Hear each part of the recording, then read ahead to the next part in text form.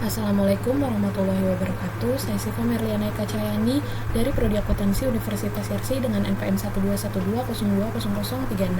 Di sini saya akan menjelaskan mengenai uji asumsi klasik pada data sekunder. Sebelumnya saya sudah pernah menjelaskan mengenai uji asumsi klasik pada data primer, dan sekarang saya akan menjelaskan uji asumsi klasik pada data sekunder. Sebelum itu, kita harus mengetahui apa itu data sekunder. Data sekunder adalah data yang sudah diolah terlebih dahulu dan baru didapatkan oleh peneliti dari sumber yang lain atau pihak ketiga sebagai tambahan informasi. Beberapa sumber data sekunder adalah buku, jurnal, publikasi pemerintah, serta situs atau sumber lain yang mendukung.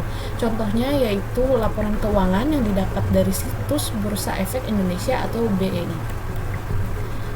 Uji asumsi klasik adalah uji yang dilakukan terhadap model regresi yang digunakan dalam penelitian untuk menguji baik atau tidaknya model regresi tersebut.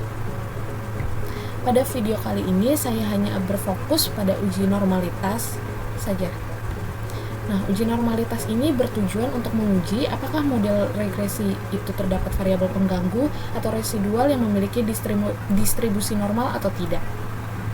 Nah, uji normalitas ini dapat dilakukan dengan dua cara. Yang pertama itu menggunakan gambar grafik. Distribusi yang normal akan membentuk suatu garis lurus diagonal dan plotting data residual akan dibandingkan dengan garis diagonal. Jika distribusi data residual normal, maka garis yang menggambarkan data sesungguhnya akan mengikuti garis diagonalnya. Yang kedua adalah menggunakan Kolmogorov-Smirnov. Persyaratannya yaitu jika nilai assigned significant to tail-nya kurang dari 0,05, maka nilai residual dalam suatu regresi tidak terdistribusi dengan normal. Kemudian jika nilai assigned significant to tail-nya lebih dari 0,05, maka nilai residual dalam suatu regresi terdistribusi dengan normal. Kita masuk ke SPSS-nya. Di sini saya sudah mempunyai data sekundernya.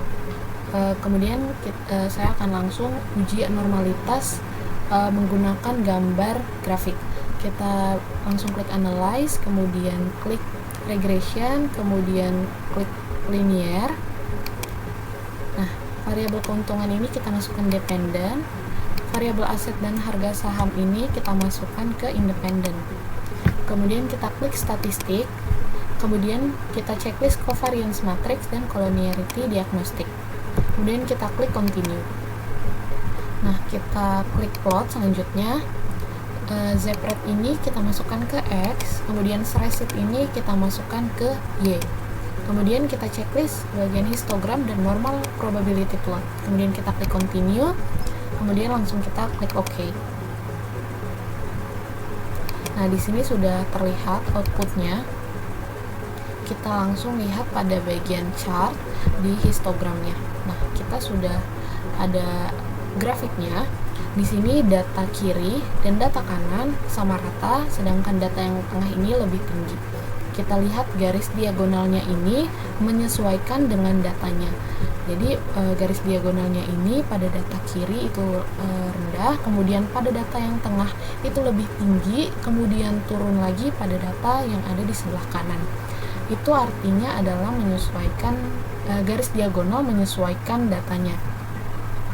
Jika garis diagonal menyesuaikan pada datanya, maka data ini terdistribusi dengan normal. Misalkan garis diagonal ini lebih tinggi pada data kiri atau data kanan, padahal datanya yang lebih tinggi itu ada di data tengah. Itu baru namanya data yang tidak terdistribusi dengan normal. Nah, kemudian kita balik lagi ke SPSS. Kita akan melakukan uji normalitas menggunakan Kolmogorov-Smirnov. Caranya sama dengan grafik tadi. Kita ke regression, kemudian ke linear.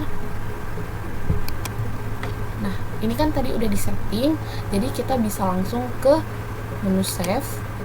Nah, di menu save ini kita klik unstandardized-nya di residual, kemudian kita klik continue, kemudian kita klik OK.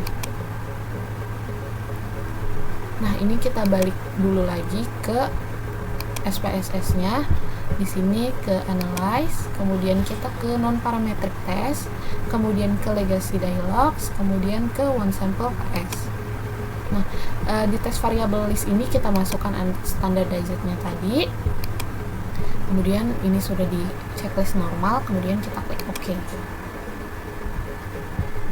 Nah, kita lihat outputnya.